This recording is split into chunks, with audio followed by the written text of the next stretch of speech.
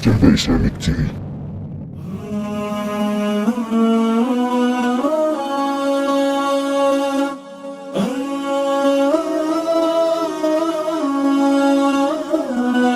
Jada Islamic TV.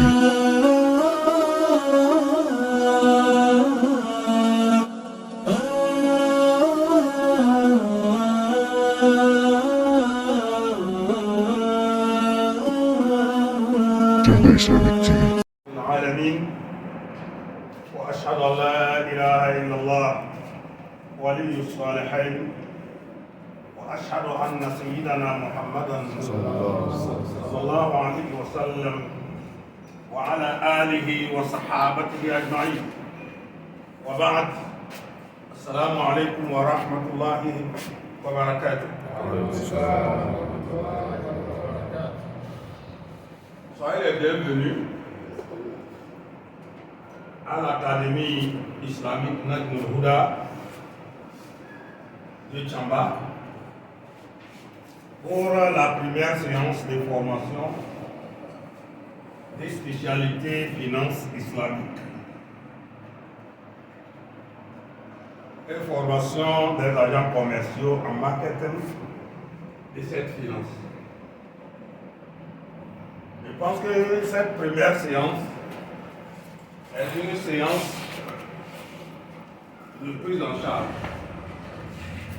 Vous êtes 11 apprenants et tous ont un niveau Bac+. Donc, ce qui veut dire que vous avez déjà vos compétences, vos spécialités, mais vous êtes venus à l'académie pour vous former dans cette filière qui est la finance islamique, qui est une nouvelle tendance de financement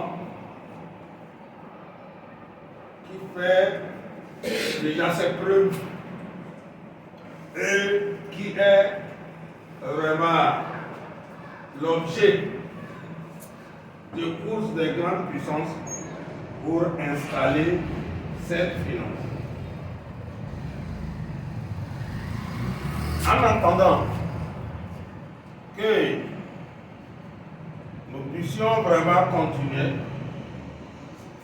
je vais vous projeter quelques images sur la finance islamique dans le monde pour que vous ayez l'idée sur cette finance. Quelqu'un peut dire la finance islamique là, moi je ne suis pas musulman. Est-ce que ce n'est pas pour les musulmans?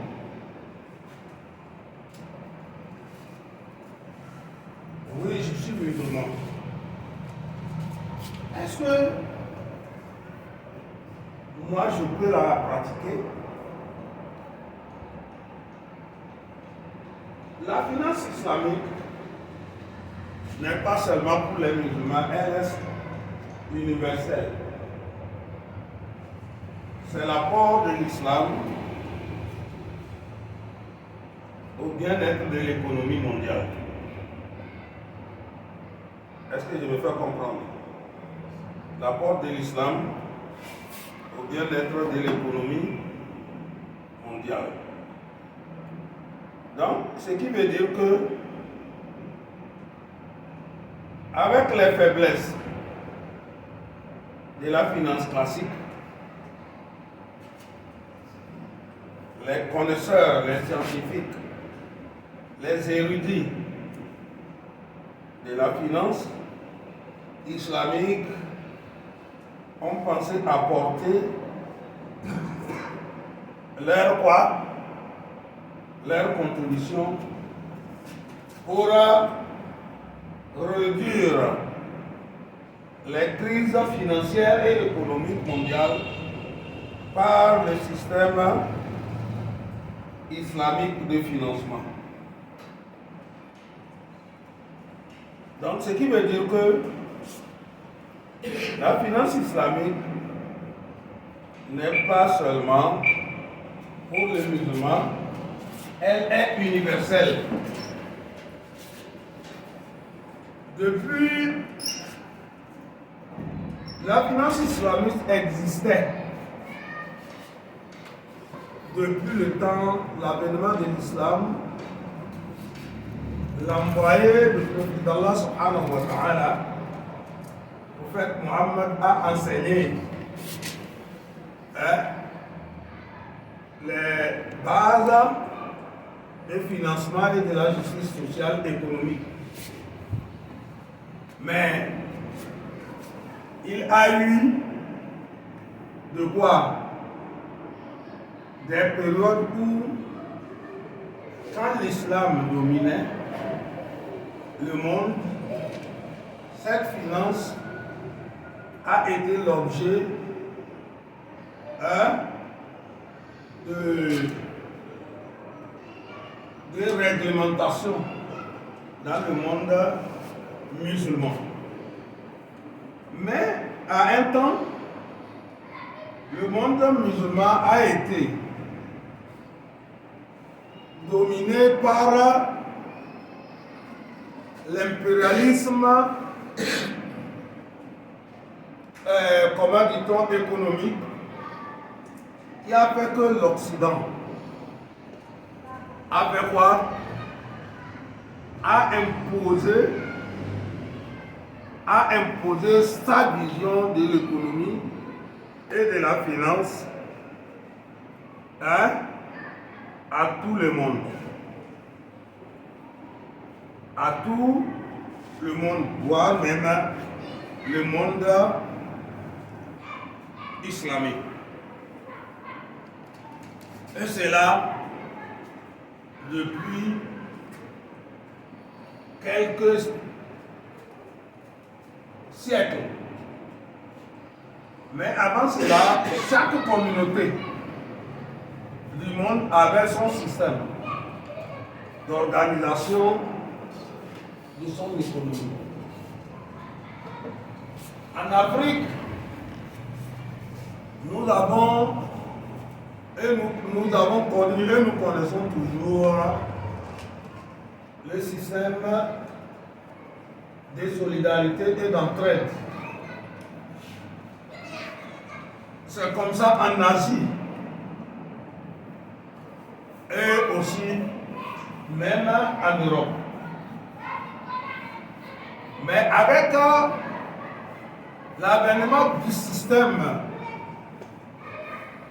de quoi? Du capitalisme, tout est banni et les gens sont restés dans quoi? Dans l'impérialisme capitaliste où c'est l'Occident qui domine et c'est l'Occident qui prend la décision à la place et qui impose sa suprématie dans la vie sociale de tous les pays du monde. Mais avec le temps, ils ont compris, avec les crises financières mondiales qui a frappé l'économie mondiale, où l'Europe est tombée dans la crise mondiale. Toutes les banques sont endettées en Europe en 2008. Et les finances sont devenues vraiment quasi importées. Et l'on constate que les banques qui ont été épargnées sont des banques islamiques. Donc, c'est quoi le secret? Ils ont demandé à savoir Et c'est les musulmans même qui ont aidé la France à s'en sortir. Avec l'air savant, que vous allez voir son image, Inch'Allah, si je l'ai ici, hein, qui est Ibn Beya, mauritanien d'origine, qui a aidé la France à sortir de la crise financière. Donc, depuis ce moment, les grandes puissances ont commencé à changer même leur loi financière pour l'adapter au système financier islamique. Donc, je peux dire que la France aujourd'hui fait la finance islamique, l'Amérique aujourd'hui, l'Angleterre, presque toutes les grandes puissances. Donc, vous allez voir tout ça là, pourquoi c'est là. Donc,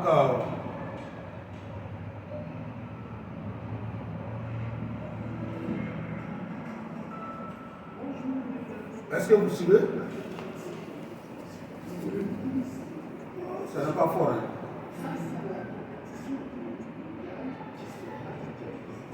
Quand tu n'as pas de faire, tu vas le faire. Ça n'est pas.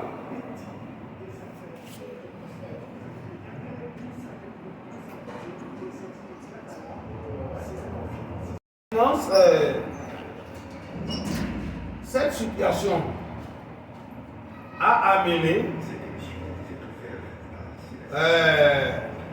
les grandes puissances à adopter la finance islamique comme un système de financement éthique.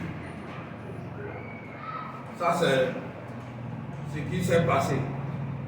Aujourd'hui, sur le plan pays, notre pays, le Togo, fait partie des pays qui ont déjà lancé les soukouk, c'est-à-dire les obligations islamiques, pour financer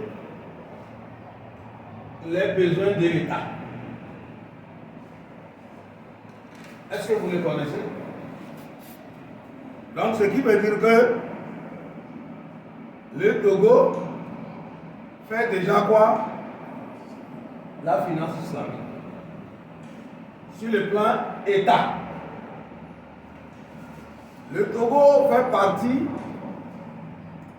des pays de l'OCI, Organisation de la Conférence islamique. Ces pays, malgré qu'ils sont des pays à diverses religions, il y a le pays purement islamique et le pays laïque. Comme notre pays, nous sommes un pays laïque. Mais pour affaire d'intégration, ces pays, et surtout notre pays, a adopté le système de financement islamique pour faire quoi? Pour financer les projets de l'État à partir de la BID. C'est quoi la BID? Banque islamique de développement. Donc il faut savoir que tous les financements de la BID sont des financements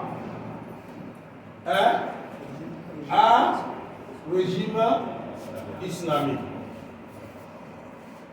Donc, pour aussi vraiment ne pas être en marge, les pays de la sous-région ouest africaine, qui sont dans la zone du Yemoa, union monétaire ouest africaine, union économique et monétaire ouest africaine ont adopté la loi des finances. Ont adopté dans leur banque centrale les instructions des finances islamiques. Donc la BCEAO aujourd'hui dispose des instructions de quoi? De la finance islamique. Elle dispose des instructions. Et quand on parle des instructions, c'est les outils. Vous voyez, c'est la BCEAO. Vous voyez, c'est... Qu'est-ce qu'ils ont écrit là-bas? Introduction. Instruction numéro 002-3-2018 relative aux dispositions particulières applicables aux établissements de caractère exécutif exécutant une activité de finance islamique. C'est quoi là? C'est pas la BCEAO. Donc là, il faut passer, il faut être trompé. Ceux qui disent que est-ce que nous sommes dans un pays islamique? L'économie est au-delà de ce que les gens pensent. La finance est au-delà. Tout le monde va apporter sa contribution. Vous avez vu? C'est pas ça. C'est les instructions relatives aux dispositions particulières applicables aux établissements de crédit et exerçant les activités de finance islamique. Donc, ce qui veut dire que quelqu'un qui fait déjà la finance islamique fait la finance reconnue par l'État togolais et tous les pays qui sont dans l'espace ionois. Ça, c'est sur la finance islamique. Nous allons aller sur là, nous allons parler de, nous allons prendre le cas de la finance islamique. Vous voyez, le Togo, tout avant la tournée des parlementaires togolais pour sensibiliser sur les idéaux du régime parlementaire du Togo dont nous avons adopté au Togo. Les parlementaires ont voté pour la reconnaissance de la finance islamique. Et ils se sont basés sur le CIMA. Le CIMA, c'est quoi? C'est Conférence interafricaine des marchés d'assurance. Donc, dans leur règlement numéro 003 de 2019, la réglementation a porté sur des opérations d'assurance TACAF dans les États membres de la CIMA. C'est quoi l'assurance TACAF? L'assurance TACAF, c'est l'assurance islamique. Est-ce que vous suivez? Monsieur Purali, vous nous suivez? Donc tout ça là, pour vous dire que l'exercice de la finance islamique, l'exercice de l'assurance islamique, ne souffre pas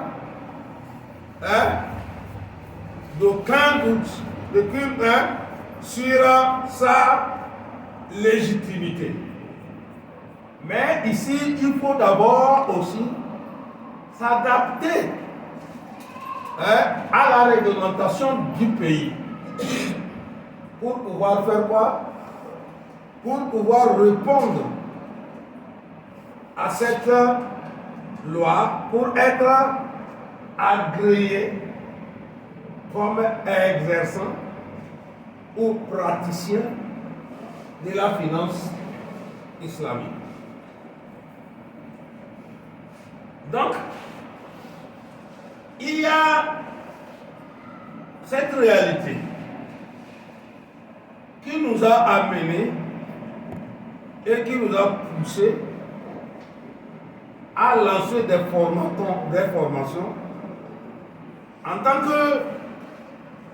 qu'experts de cette finance, nous et aussi musulmans qui se proclament de la communauté musulmane, nous avons des obligations face à cette réalité.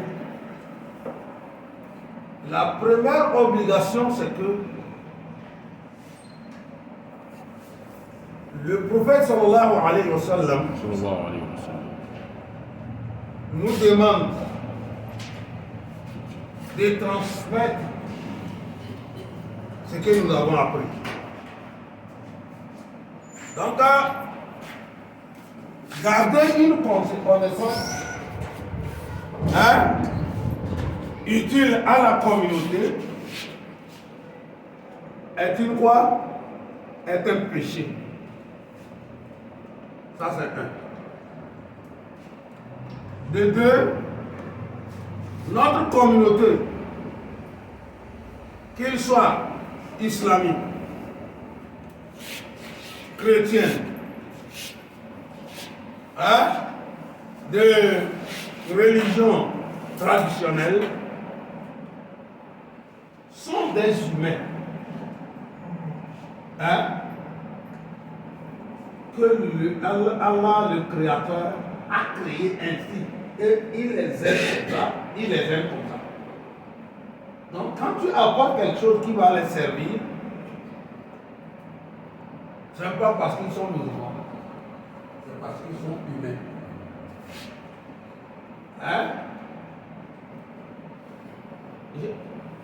Est-ce que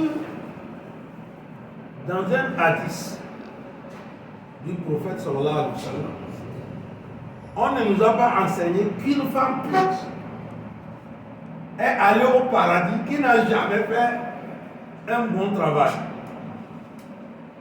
Elle est allée au paradis, elle n'a jamais fait la prière, mais elle est allée au paradis. Pourquoi? Parce que elle a abreuvé un chien.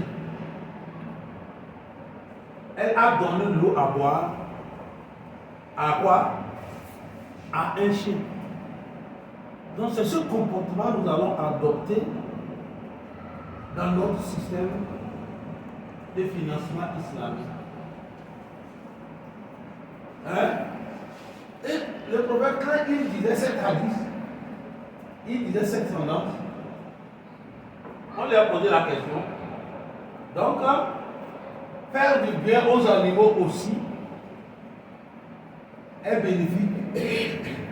Il a dit, toute chose qui dispose du âme, c'est-à-dire qui a le foie, c'est-à-dire il dispose d'une âme. C'est métaphore pour lui. Faire du bien à la chose là t'amène au paradis. Il y a quelqu'un qui est rentré en enfer, une femme aussi. Pourquoi? Parce qu'il a attaché son chat. Elle n'a pas nourri, elle n'a pas de pour qu'elle cherche ce dont elle doit manger jusqu'à l'été, le chat est mort. Et c'est ça qui a causé son entrée à l'enfer. Donc, suivant ce principe, le musulman, en particulier, et le croyant en général. Hein? Même celui qui n'est pas musulman, il est croyant dans ce qu'il croit. Mais on doit aller au-delà de notre croyance pour arriver à l'universalité de quoi? De l'humanité. C'est ce que l'islam nous enseigne. C'est pourquoi la finance islamique n'exclut personne. Vous savez, aujourd'hui que c'est des milliers de gens qui meurent de faim, qui meurent de maladie, qui meurent des catastrophes à cause du système classique. À cause du système classique. Parce que nos pays n'ont pas la force de satisfaire les besoins vitaux de nos populations. Pourquoi? Tout ce qu'ils gagnent retourne au capitalisme.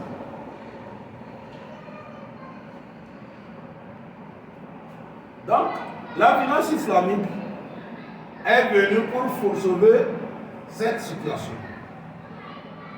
Donc, quelle stratégie face à cette finance?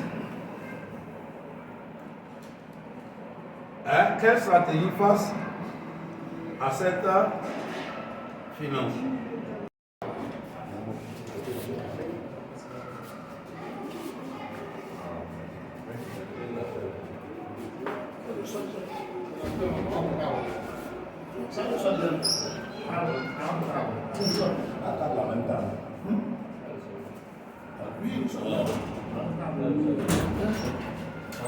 Ok, donc, ce qui veut dire que dira important et nécessaire pour la justice socio-économique et financière de toutes les communautés. Important. Mais la finance islamique est catégorisée dans les finances religieuses. Dans les finances religieuses. Ce qui veut dire que l'islam ne diffère pas entre l'État et la religion. Hein? Parce que la religion, c'est la pratique, hein, qui assure le bien-être de l'être humain. Et l'État, c'est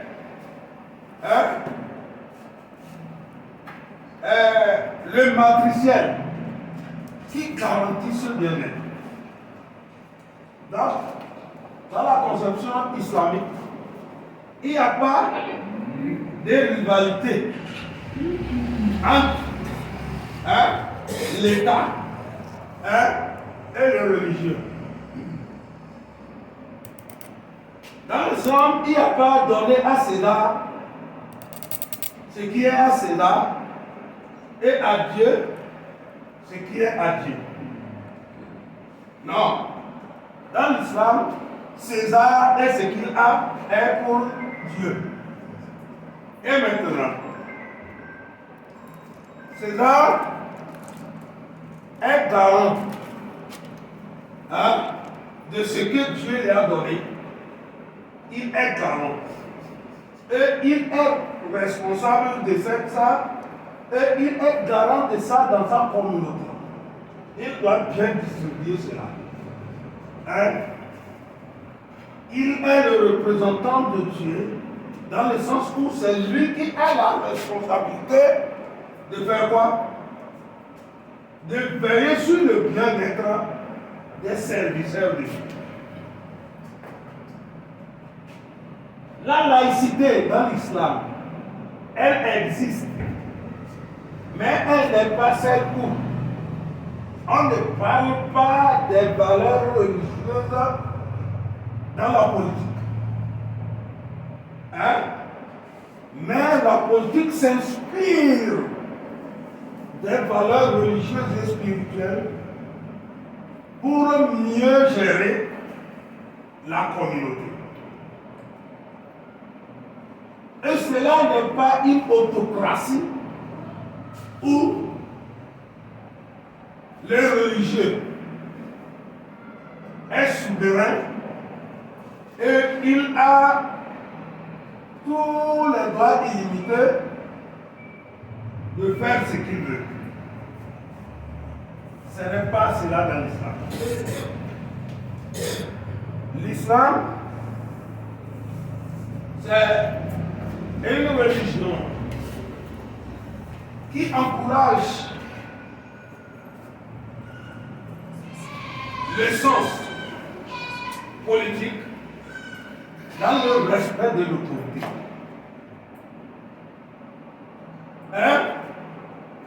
Et aussi une religion qui réclame la justice face à l'autorité. Le pourquoi vous devez voir que le Coran nous enseigne et nous dit Ati'u Allah wa ati'u Rasul wa ulil amri minkum. Obéissez Allah, obéissez le prophète et ceux dont qui sont responsables, c'est-à-dire les autorités parlées. Quand cette autorité est tombée, dans l'islam, on nous dit de le conseiller. On nous dit de quoi? De le conseiller et l'orienter. Ici, dans le système de financement islamique, si je parle de l'autorité, il faut savoir que nous avons ce qu'on appelle l'autorité de régulation. Ce n'est pas une autorité politique, mais c'est une autorité administrative qui est composée des juridiques de la science islamique, des spécialistes de l'économie de la finance,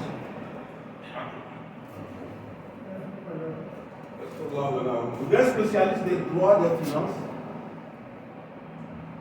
de l'administration du pays dans lequel on est, ceux qui maîtrisent la loi fondamentale universelle sur les finances et la loi du pays. Donc c'est ça qu'on appelle l'autorité de régulation de la finance islamique. Au Togo, l'autorité de régulation de la finance et de l'économie, c'est le ministère. Pour la finance, c'est la BCAO. Donc, il régule.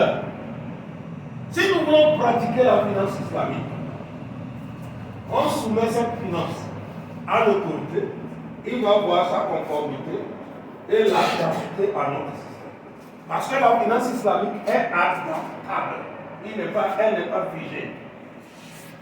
Dans l'islam, nous avons les lois figées et les lois flexibles.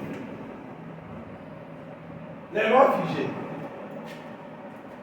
Est-ce que, parce que vous êtes monsieur Savary, vous êtes joli, vous êtes fort, vous pouvez sortir un jour, tenir devant les gens pour dire, à partir d'aujourd'hui, faites la prière de Allah par les 5 rakats.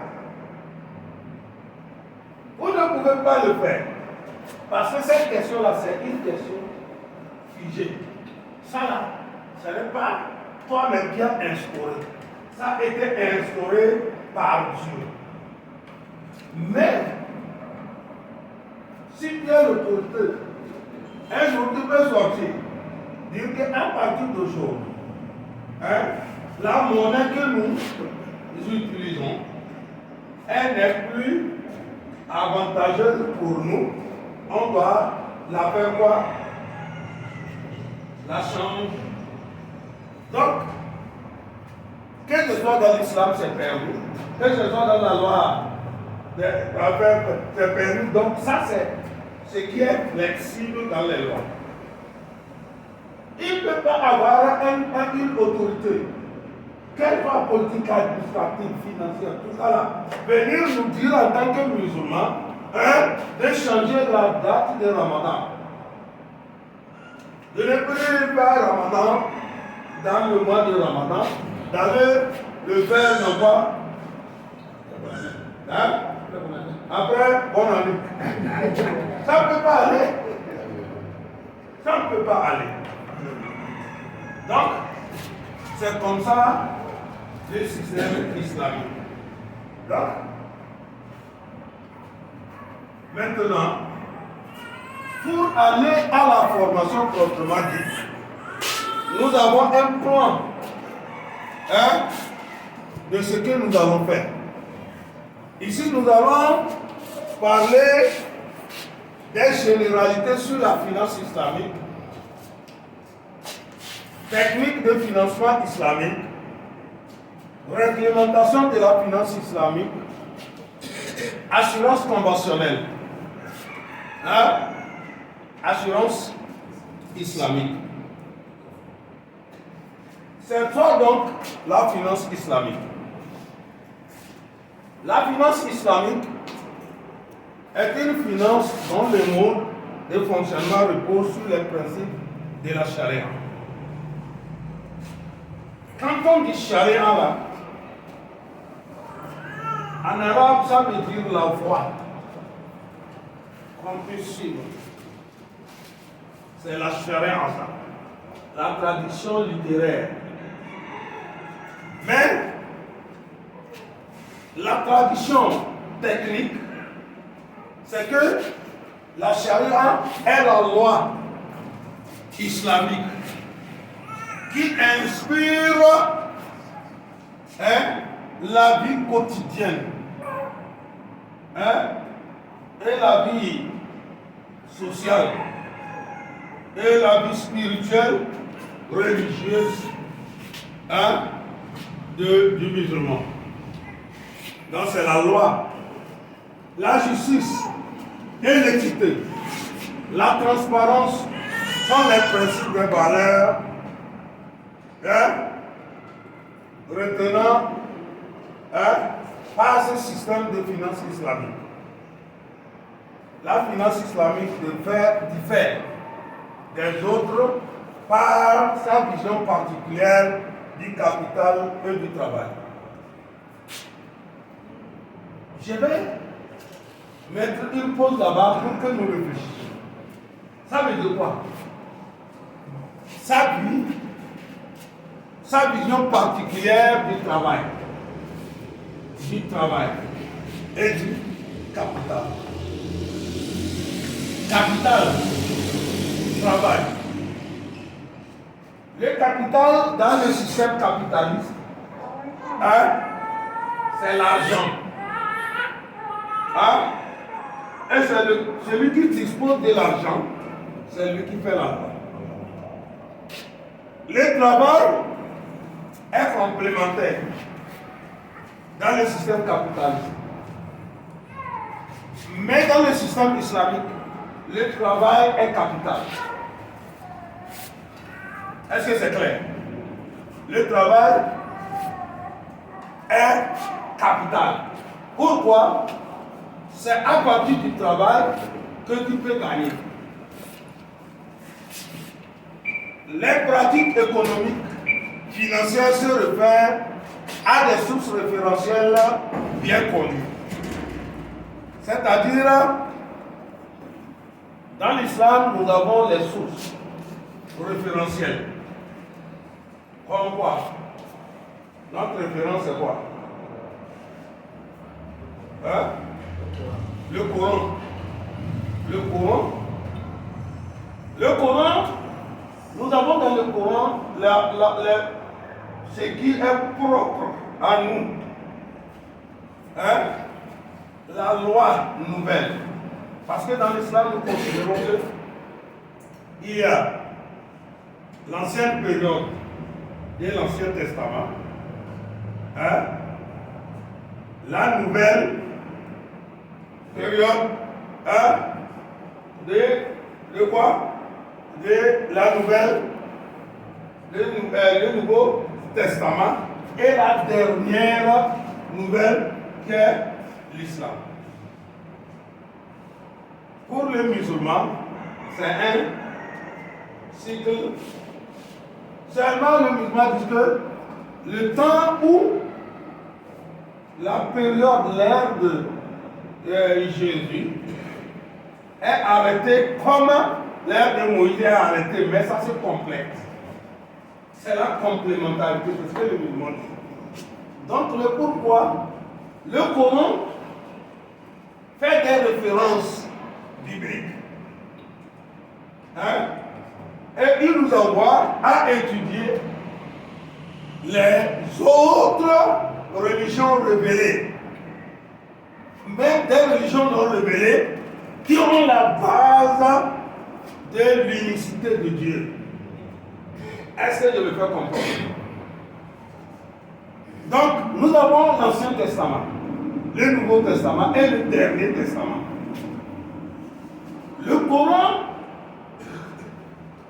profite, reconnaît les anciennes religions et nous avons dans le système islamique, dans la charia islamique, ce qu'on appelle Shar'u man qablana, c'est-à-dire la loi de ceux qui nous ont précédés.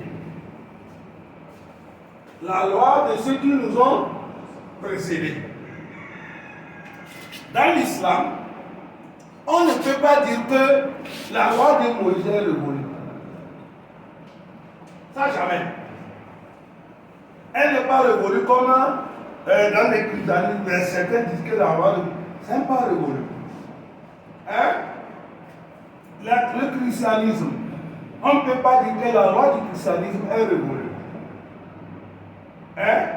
Mais elle a évolué par l'évolution du temps. Et ça a changé les données.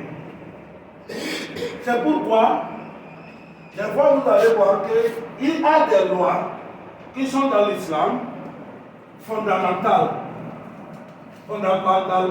islamiques, mais aussi fondamentalement juifs et chrétiens. Est-ce que je me fais comprendre? C'est-à-dire l'interdiction de l'intérêt. Hein? Le Coran a interdit l'intérêt.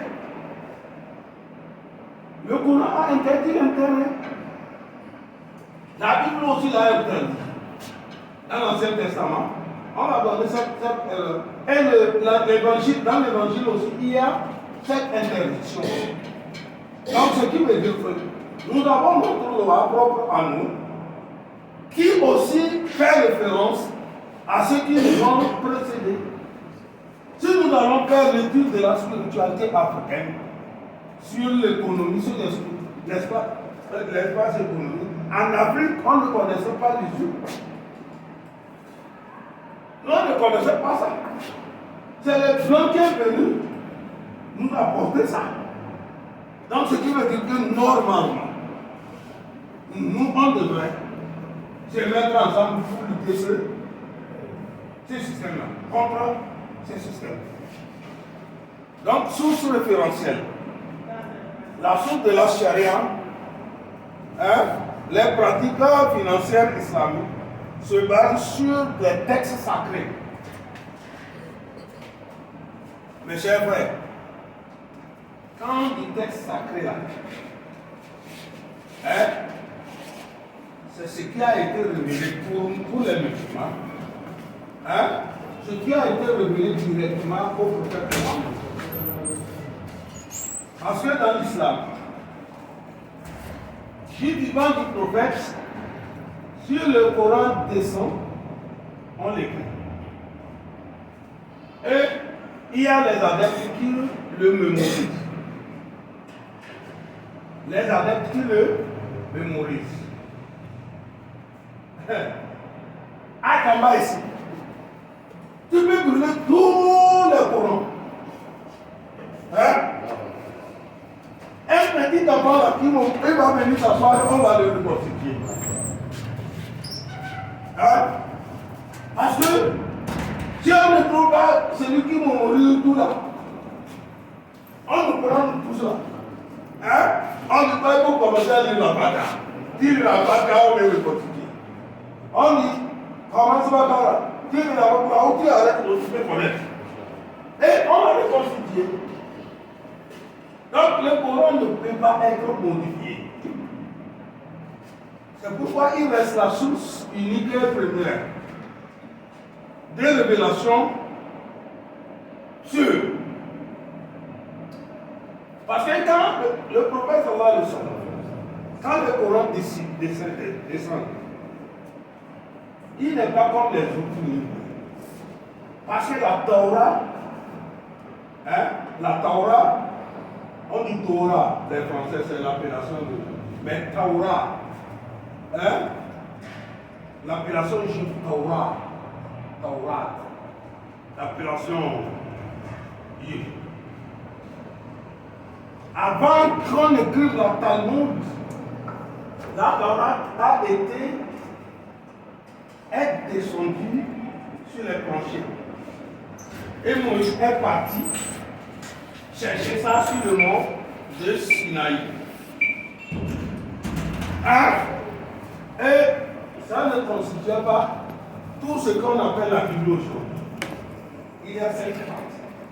Et les autres sont, on a ajouté, on ne fait pas encore l'histoire des livres. Mais je vous donne l'idée. Maintenant, l'évangile n'a même pas été écrit. Il n'a pas été écrit que après Jésus-Christ. Mais le Coran a été écrit à la période même du prophète. Il y avait l'esprit. Quand ça vient, parce que pour le prophète, c'est pourquoi d'autres disaient que le prophète souffrait de quoi?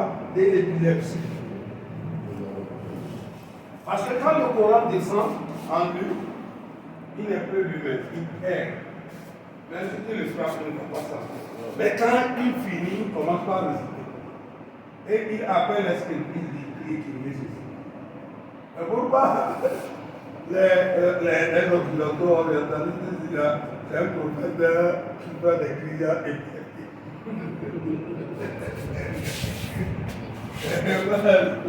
C'est la révélation. Pour apprendre. Parce que la révélation, elle est lourde. Il dit,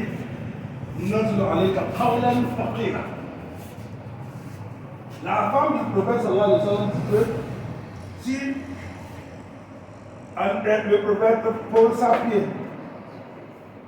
son pied sur elle et la révélation vient, elle s'empile sur les montagnes. Elle ne peut pas bouger elle-même jusqu'à ce que ça finisse. C'est la parole lourde. Donc cette parole-là, elle a beaucoup de compilations. Elle a parlé de ceux qui sont partis. Elle a parlé de ceux qui étaient présents. Et elle a parlé de ceux qui viennent. Vous lisez le Coran, vous voyez, c'est bizarre. C'est bizarre. On va te parler de quelque chose. Toi-même, ou bien l'homme là, il était maintenant, il était avec nous. Ou bien vous n'avez pas encore parlé. Donc c'est comme ça. Donc c'est leur référence, la référence. Pourquoi cette référence? Parce que s'il n'y a pas la référence, les gens vont se divaguer. Parce que tout le monde va mettre sa volonté dans la loi. Mais s'il y a la référence qui nous encadre, la loi, là, la charia a la peine de devenir la loi. Et maintenant, il y a la référence. Et la vérité est là. Les valeurs sont là, sur lesquelles on va déposer notre loi. C'est parce que l'Occident a laissé cette référence et ils ont dit qu'eux-mêmes, ils vont faire leurs lois. Ils sont devenus des pédophiles, des homosexuels, c'est tout un tas de problèmes. Et c'est ce qu'ils veulent que nous fassions. Et vous savez que dans nos valeurs africaines, c'est comme nous étions. Nos grands-parents qui n'étaient pas musulmans pratiquaient naturellement le comportement de l'islam. Parce que dans nos traditions africaines pré-islamiques et pré-chrétiennes, pré-juives, on ne mange pas la chair de l'autre. Le Coran l'a même dit. On ne fornique pas avec l'homme. Et il y a les peines, les tabous pour ça. C'était des lois que les gens ont transformées en tabous. Les tabous des anciens étaient des lois de la vie. La tradition africaine.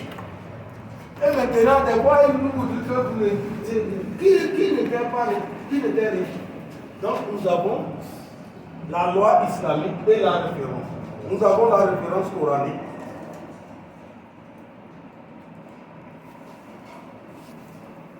Le Coran, les livres, j'ai parlé déjà dessus. La sunna.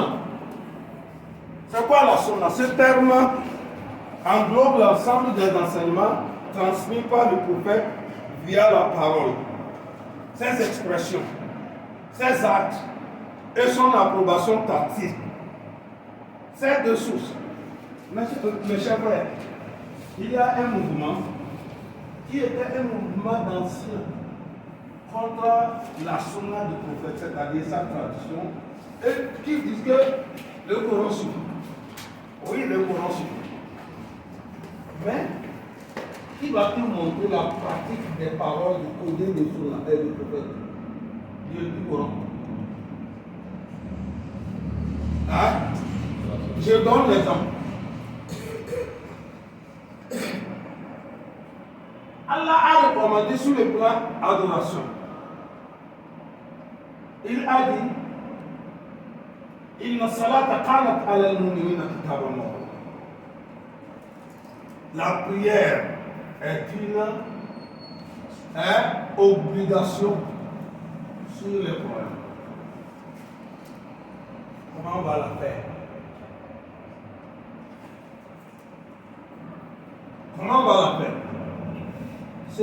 Comment on va la faire? C'est le prophète qui a révélé là, qui va nous montrer comment on fait cette prière. Et la manière de faire cette prière, elle est universelle. Tous les prophètes ont enseigné cette manière. Hein? La prière que nous faisons là, nous musulmans, on fait aujourd'hui là. C'est la prière qu'Abraham a fait. Il y a ça dans la Bible, ça n'est pas effacé. La puissance là, c'est ce que Moïse a fait. Hein? La protection là, c'est ce que Jésus a fait. Même avant Abraham, nos anciens africains, quand ils se prosternaient devant Dieu, c'est la même chose qu'ils faisaient. Il faut chercher la connaissance. Donc, prenons l'exemple. L'Arabie était une zone à fétiche. Ils ne connaissaient pas Dieu que par les autres dieux, les petits dieux. Et ils disaient que Dieu ne se mêle pas des autres, des gens. Mais ceux qui vont gérer, quoi? Les problèmes des gens là, c'est les petits dieux là. Hein? C'est pourquoi il y a Dieu de ton œuvre. Il y a Dieu de la lumière. Il y a Dieu de la richesse. Ils sont multiples. Et c'est eux qui vont nous amener vers Dieu. Mais eux, ils vont passer par ces dieux-là. C'est l'exemple que je vous donne. Qui va nous montrer le vrai visage de Dieu? Pour que des fois nous ne prenons pas ce que nous dépassons même comme étant Dieu. Pour nous amener vers le Seigneur. Tu vois ce que les gens prennent comme Dieu là. Hein? C'est des utopies. Quelqu'un qui prend, comment tu tombes? Quelqu'un qui prend une tronc d'arbre un tronc d'arbre, qui va expliquer ses sons, qui va lui protéger. Même si ça brûle là, il est là-bas. Son bien est là-bas. Et lui-même, qui adore le cours, s'il ne vient pas le prendre, il ne va pas d'aide. Mais le Coran est venu nous enseigner que dit il est unique. Allah au Samad, il n'a pas de beau, il n'a pas d'égal. Il est absolu. L'homme il n'a pas engendré. Walam yulad, il n'a pas été engendré. Walam yakullahu kufuwan. Il n'a pas de semblable. Il n'a pas de dérival. Donc ça là, quand on parle de Dieu, qui nous a enseigné tous ces enseignements? C'est la Sunna qui nous a expliqué. Quand on dit Samad, ça veut dire quoi? Quand on dit qu'il n'a pas engendré, parce que dans toutes les religions, presque même dans le christianisme, les gens ont introduit l'essence de fils de Dieu. Parce que quand la Bible parle de fils de Dieu, il parle de fils de Dieu dans le sens universel. Il peut t'appeler ton fils. Mais l'autre prend comme Jésus, comme c'est lui qui l'a engendré. Donc c'est la différence. Qui va nous montrer cette différence? Donc c'est la Sunna. Le pourquoi la Sunna là? Mais dans la Sunna, il y a eu des fausses informations quelque part. Parce que du vivant du prophète, la Sunna n'a pas été écrite, sauf quelques parties. Mais le Coran a été écrit et gardé, mémorisé. Mais la Sunna n'a pas été écrite, mais elle est mémorisée par certains. Maintenant, c'est après que ok, disons aujourd'hui nous sommes avec vous êtes avec moi, je suis votre enseignant de ce. Est-ce que vous avez écrit ma vie? Hein? Mais quand je meurs, peut-être 2, 3, on va écrire la vie. Donc quand on commence à écrire la vie du prophète, on dit que c'est comme ça qu'il faisait la prière. Qui connaissait comment il faisait la prière? Et dis-moi. Tu as vu faire ça, non? On va dire ça. Mais on cherche quelqu'un aussi d'autre, que celui-ci ne connaît pas. C'est ça qu'on appelle les hadiths, les silsila. C'est-à-dire comment dit-on, la chaîne de transmission. Quand tu as vu faire ça, non, oui. C'est bon. On écrit, on dit tout là. Donc comment tu l'as vu? Avec qui tu l'avais vu? Tout ça. Peut-être toi tu es ici, l'autre est déjà apparent. Ils mettent les gens derrière, ils vont là-bas. S'il dit la même chose que tu as dit, ils voient 3, 4, 5, ils ont dit la même chose. Ça veut dire que la parole là, la sentence là est authentique. Si ça ne change pas, et que c'est la même chose, et que non, que toi tu as dit que tu as appris de moi, non? L'autre a dit qu'il a appris de toi. On va étudier. Est-ce qu'entre toi et l'autre là, vous avez vécu la même chose, la même période? Si on voit la même période, vous avez vécu dans la même ville? Est-ce que vous avez vécu dans la même maison? Quelles sont les circonstances? Si on voit que quelque chose a coupé dedans, on dit que ce n'est pas authentique. C'est comme ça qu'on étudie l'enseignement. Donc ce n'est pas de n'importe quoi. L'islam, ce n'est pas de n'importe quoi. Donc, c'est les références là. La référence de Sunna vient expliquer les simples, la globalité du Coran. Parce que le Coran parle trop en parabole. Hein? Le Coran, c'est un livre de parabole. C'est pourquoi il y a 3 catégories de versets. Il y a ce qui est clair pour tout le monde. Même si tu n'es pas musulman, tu peux le comprendre. Hein? Il y a ce qui est clair pour ceux qui ont appris, les spécialistes. Et il y a ce qui est clair pour, comment dit-on, Allah seulement, que toi tu ne peux pas comprendre.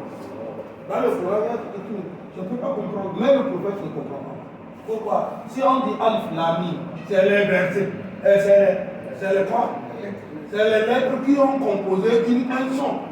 Le son là, le prophète ne nous a jamais dit que le son là, ça veut dire quoi? Tu vas venir dire quoi encore maintenant? Donc, c'est comme ça la sunna pour ça. Donc, la sunna vient, dans la sunna, on voit les hadiths qui parlent de la pratique. Ne pas prendre la mesure est comme ça. Quand Allah parlait que l'usure n'est pas bon, comment on va comprendre? Donc, c'est le prophète qui va nous dire que l'usure c'est tel. Les Sahaba viennent aussi expliquer. Donc, nous sommes en train d'aller à la fin. Quoi. Il y a aussi le référence de la qiyas. Al-qiyas. Ijma. Ijma, c'est le consensus. Vous allez voir, on peut nous apporter une question. Cette question-là pose problème. Ceux qui disent que la question-là, sans explication, c'est comme ça. D'autres disent que c'est comme ça. Parce qu'un seul mot peut comporter plusieurs sens. Ou bien, il n'y a pas ça même en français. Un seul mot peut. Mais ceux-ci disent que c'est ça. Ceux-ci disent que c'est ça. Mais maintenant, si on voit que dans ça là, il a 16 érudits de cette école. 16 érudits de cette école. On dit la même chose, on appelle ça le consensus. Et on travaille. Il y a ce qu'on appelle la qiyas. La qiyas, c'est le raisonnement par analogie. Raisonnement par analogie. Je pense que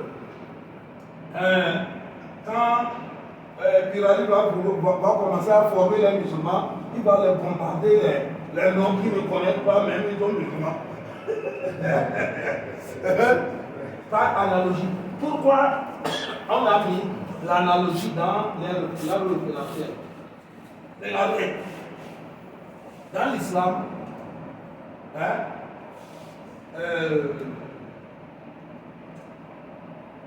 prendre de l'alcool est interdit. Mais l'alcool là, le verre là, au temps du prophète, est-ce que c'est ça maintenant? Maintenant, on va voir. Pourquoi on appelle ça? Parce que l'alcool qu'aujourd'hui nous buvons là, les gens boivent. Ça a été inventé avant 3 siècles. Mais est-ce que l'islam admet ça? Parce qu'au temps du prophète, il n'y avait pas ça. C'est les Arabes qui ont inventé l'alcool. Le nom même alcool là, c'est le nom arabe. C'est les chimistes arabes qui ont inventé l'alcool. Ils n'ont pas inventé pour boire, mais pour faire désinfecter les choses quoi. C'est devenu la boisson, ils l'ont appelé la boisson de vie. Donc maintenant, on ne les connaissait pas au temps du prophète, mais les musulmans ont interdit ça. Pourquoi? Par quelle raison? Pour quelle raison? C'est là-bas qu'ils ont utilisé ce qu'on appelle l'analogie. Les raisonnements par l'analogie. Parce que donc, ce que le prophète avait interdit là, ça avait de quoi? Des effets pervers sur le quoi? La santé, l'intelligence, le comportement, et ça détruit l'économie même. Et ça l'a fait encore ça plus que ce que l'autre faisait. C'est pourquoi, par analogie, ils ont interdit ça. Est-ce que c'est clair? Donc, c'est les références. Donc, nous avons eu aujourd'hui, nous avons parlé aujourd'hui des références de la finance islamique. Il y a le Coran, la Sunna, le consensus et l'analogie. Al-Kitab, wa Sunna, wa Al-Ijma, wa Al-Qiyas.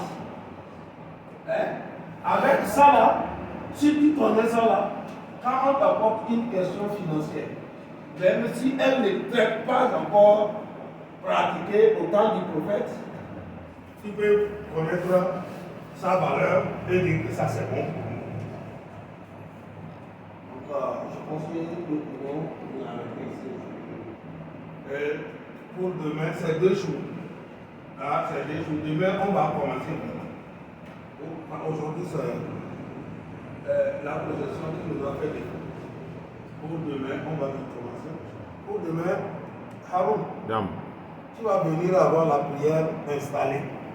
Et on va partir à la prière.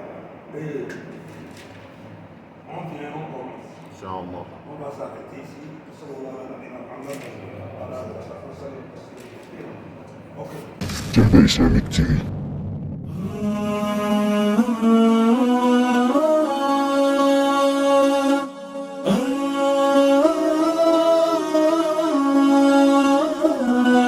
Jardin Islamique TV.